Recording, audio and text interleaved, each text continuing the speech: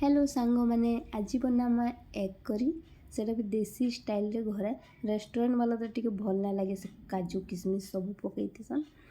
देसी स्टाइल नु कम मसला थी घरुआ मसला रे बढ़िया गोटे एग करी रेडी करमा आलू सांगे